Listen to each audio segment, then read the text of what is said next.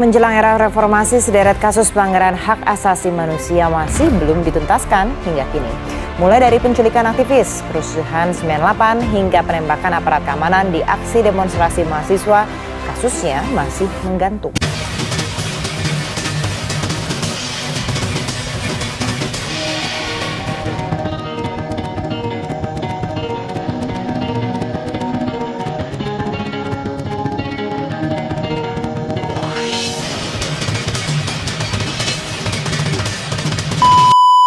Undang-Undang Dasar 1945 sebagai basic law atau norma hukum tertinggi telah memuat pasal-pasal yang menjamin perlindungan, pemajuan, penegakan, dan pemenuhan HAM.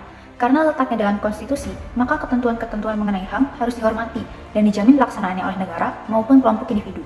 Dari sekian banyak pasal-pasal yang mengatur perlindungan, pemajuan, penegakan, dan pemenuhan hak asasi manusia dalam Undang-Undang Dasar 1945, menurut saya, jaminan HAM yang paling sering dilanggar atau disimpangi, baik oleh negara maupun kelompok individu adalah hak atas rasa aman. Menurut Undang-Undang Dasar 1945, pada amandemen kedua, sudah secara tegas memasukkan hak atas rasa aman ini di dalam pasal 28A sampai 28I. Juga diatur dalam pasal 30 Undang-Undang HAM yang berbunyi, setiap orang berhak atas rasa aman dan tentram serta perlindungan terhadap ancaman ketakutan untuk berbuat atau tidak berbuat sesuatu. Dan pasal 35 Undang-Undang HAM, setiap orang berhak hidup di dalam tatanan masyarakat dan kenegaraan yang damai, aman, dan tentram, yang menghormati, melindungi, dan melaksanakan sepenuhnya hak asasi manusia dan kewajiban dasar manusia sebagaimana diatur dalam undang-undang ini. Contoh kasus dalam pelanggaran hak atas rasa aman ini adalah penculikan. Dari kasus tersebut akan memunculkan rasa ketakutan pada setiap warga negara. Contoh lain yang sering terjadi pada pelajar adalah tawuran pelajar. Kasus tersebut akan berakibat timbulnya rasa takut bagi para pelajar yang tidak ikut andil di dalamnya dan kemungkinan besar menghilangkan nyawa pelajar lain. Contoh lain, bila ada seorang pelajar yang sedang berjalan sendiri tiba-tiba dihadang oleh segerombolan pelajar lain, yang pastinya akan menimbulkan rasa takut dan cemas pada korban tersebut. Kebebasan berekspresi adalah hak setiap orang untuk mencari, menerima, dan menyebarkan informasi, ide, atau gagasan melalui media apa saja, serta dengan cara apapun. Hak ini juga berhubungan dengan hak lainnya seperti hak atas kebebasan berserikat, berpikir, beragama, dan kebebasan berkumpul secara damai. Kebebasan berekspresi juga telah tertuang dalam pasal 28E ayat 3 Undang-Undang Dasar 1945 yang berbunyi, setiap orang berhak atas kebebasan berserikat, berkumpul, dan meluapkan pendapat. Serta pada pasal 28F Undang-Undang Dasar 1945 yang berbunyi, setiap orang berhak untuk berkomunikasi, memperoleh informasi, untuk mengembangkan pribadi dan lingkungan sosialnya, serta berhak untuk mencari, memperoleh, memiliki, menyimpan, mengolah, dan menyampaikan informasi dan menggunakan segala jenis saluran yang tersedia. Hak kebebasan berekspresi itu penting, namun di era modern sekarang, hak untuk berekspresi semakin menurun dan sulit untuk dilakukan. Banyak sekali kasus-kasus di mana kebebasan untuk berpendapat dan berekspresi itu kemudian dipersoalkan, baik dengan cara dipidanakan maupun dengan cara-cara lain di luar proses hukum. Seperti contohnya sepanjang tahun 2020, banyak aktivis, jurnalis, akademisi, mahasiswa, dan masyarakat yang dibungkam, diintimidasi, dan diskriminalisasi terutama secara digital saat menyampaikan pendapat mengenai politik secara damai.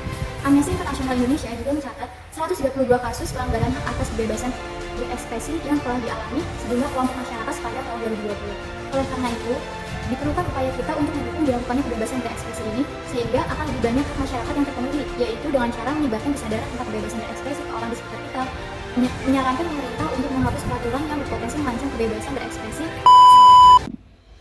Kebebasan berpendapat di muka umum merupakan salah satu bagian dari hak asasi manusia. Kemerdekaan setiap warga negara untuk menyampaikan pendapat di muka umum merupakan perwujudan demokrasi dalam tatanan kehidupan bermasyarakat, berbangsa, dan bernegara. Pengaturan hukum di Indonesia mengenai hak kebebasan berpendapat terdapat dalam Undang-Undang Dasar Republik Indonesia tahun 1945 dan Undang-Undang Republik Indonesia Nomor 9 tahun 1998 tentang kemerdekaan menyampaikan pendapat di umum. Jaminan perlindungan hak kebebasan menyampaikan pendapat ini diatur secara umum dalam dua peraturan perundang-undangan tersebut. Perlindungan kebebasan berpendapat diatur secara spesifik dalam pasal 28E ayat 3 Undang-Undang Dasar 1945. Manfaat dari kebebasan berpendapat juga yaitu menyalurkan permasalahan, menampung berbagai pendapat, dan juga menyelesaikan permasalahan.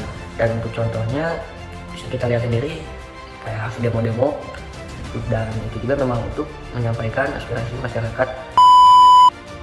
Kesamaan di hadapan hukum adalah asas di mana setiap orang tunduk pada peradilan yang sama. Indonesia juga memberi jaminan akan hal tersebut kepada rakyatnya yang tertuang pada Undang-Undang Dasar 1945 Pasal 27 Ayat 1. Indonesia merupakan negara hukum, kata mereka yang berkuasa di negeri ini. Rakyat biasa tentunya mendapatkan keadilan, namun hanya harapan yang seolah menjadi angan-angan. Seorang ibu yang mencuri susu untuk anaknya dijerat 7 tahun penjara. hukuman tersebut tentunya tidak sebanding dengan para koruptor yang mencuri miliaran bahkan triliunan uang rakyat Indonesia.